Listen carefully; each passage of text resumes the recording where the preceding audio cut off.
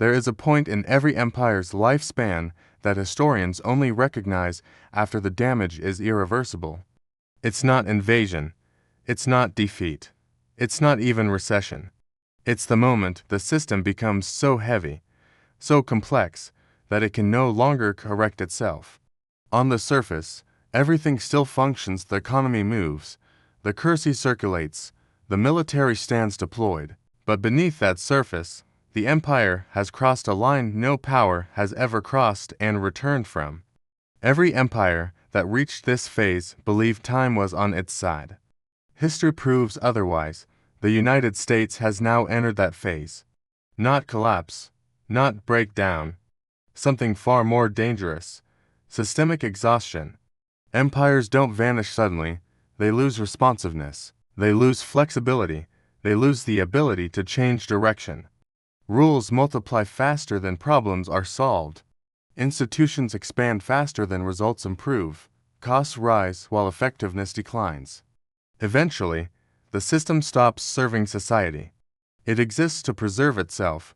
That is where America stands today. Welcome to Financial Creditor, where the hidden rules of money come to light. And to understand why this matters, you have to understand what actually ends empires. Not enemies, not ideology, complexity overload.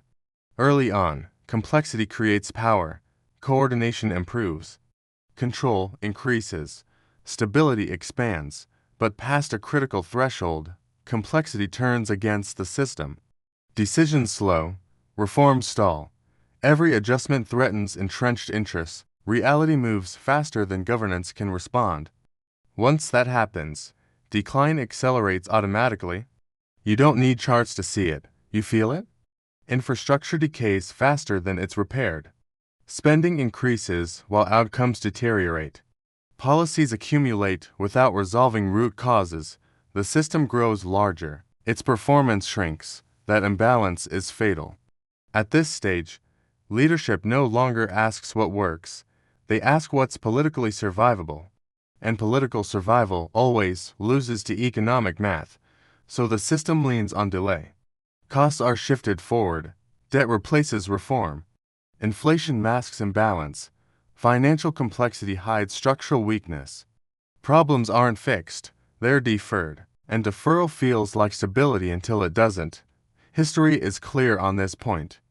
Once an empire depends on future promises to maintain present obligations, the outcome is locked in.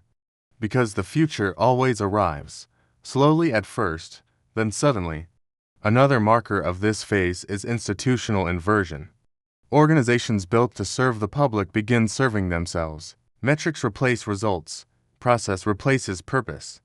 Compliance replaces competence. Performance is measured internally, not by real-world impact. Power still exists, but it's trapped inside bureaucracy. That's why collapse rarely feels dramatic at first. Life continues. Markets operate. Governments function, but resilience is gone. Any external shock now causes outsized damage. Because the system has lost elasticity, America today is advanced, connected, and constrained. Every intervention creates unintended consequences. Every solution generates additional problems. That's not mismanagement, that's late-stage empire behavior. Another signal is narrative fragmentation. Strong empires share a common story. Late-stage empires don't. Reality fractures. Consensus disappears. Coordination collapses. Without shared direction, reform becomes impossible.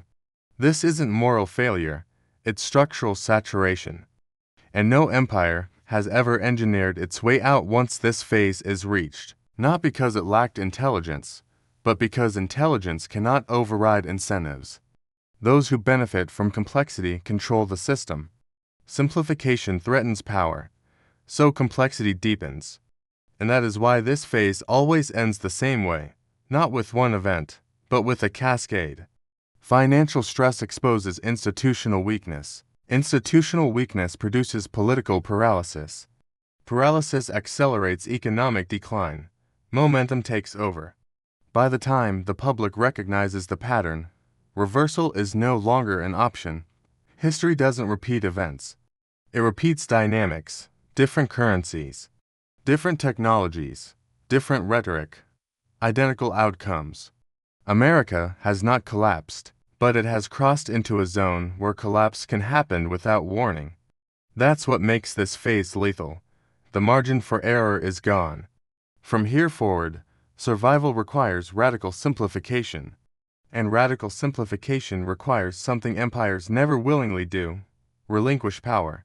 That is why no empire has ever survived this phase, not because collapse was inevitable, but because survival demanded sacrifices the system refused to make. History isn't pessimistic, it's precise. And precision is why this moment matters. The question isn't whether America will decline. All empires do. The question is how: transformation or shock. Because once this phase begins, delay doesn't preserve stability, it accelerates collapse. History has already shown where that acceleration ends.